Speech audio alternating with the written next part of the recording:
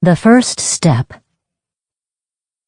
At the age of 11, Yang Chen had known who she was for a while on an intellectual level, and treated her avatarhood with a child's seriousness at the behest of her elders.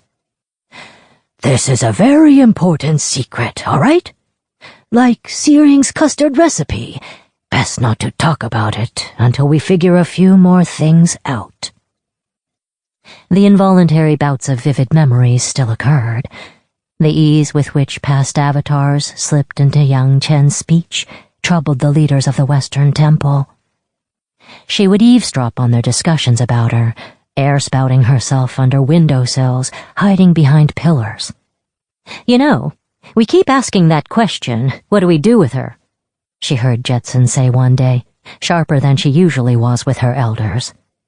"The answer is, we'll prevent her from hitting her head on the ground, and when the memories are over, we'll carry on. That's what she needs from us, so that's what we'll give her. Nothing more, nothing less." As if Yang Chen needed another reason to worship her older sister. Jetson wasn't related to her by blood, or maybe she was in the manner of fourth or fifth cousins, but it definitely didn't matter. The girl who cut up fruit in a stupid way, but at least gave you the symmetrical pieces, was your sister.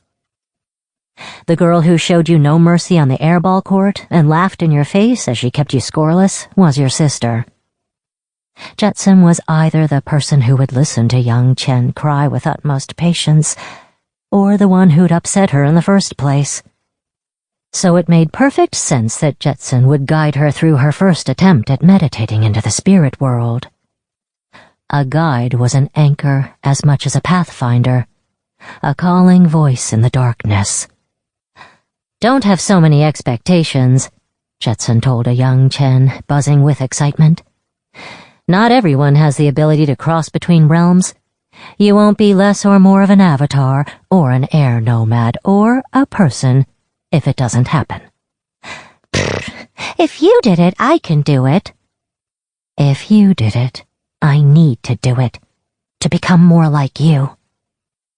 The older nun rolled her eyes and flicked Yang Chen on the forehead where her arrow point would eventually be. They went topside to the meadows above the cliffs of the Western Air Temple. There was no need to travel all the way to the Eastern Temple, the jumping-off point for many spiritual journeys, when they could try closer to home first. Besides, Jetson scoffed, the extra sanctity of the Eastern Temple was more reputation and less proven truth. In the grass was a meditation circle, a stone slab floor laid level in the earth.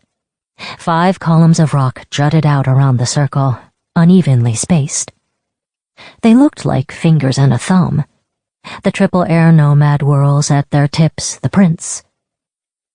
Yang Chen knew about this place, but had always avoided it.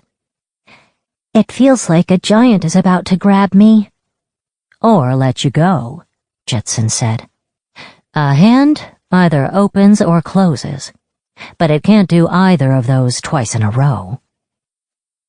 Yang Chen never knew how Jetson managed to be so blunt and cryptic at the same time.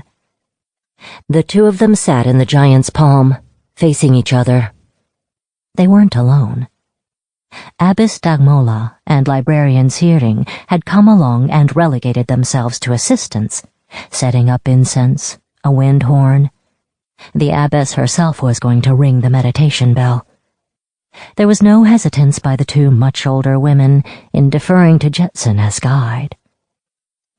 The session began. The smoldering incense was sharp and earthy, like tree resin. Yang Chen could feel the overtones of the horn through her stone seat. She lost count of the bell strikes that both marked time and pointed out its meaninglessness. She suddenly saw a bright glow through her closed eyes, as if she'd been laboring under clouds the whole time. When she opened them, the light was intense, but not blinding. Colors were brighter, as if the elements themselves had been ground in a mortar and then repainted on the backing of the world. Red flowers in the meadow glowed like embers. Green veins pulsed through canopying leaves the size of house roofs, and the sky was bluer than a cake of solid indigo dye. Young Chen had performed a feat of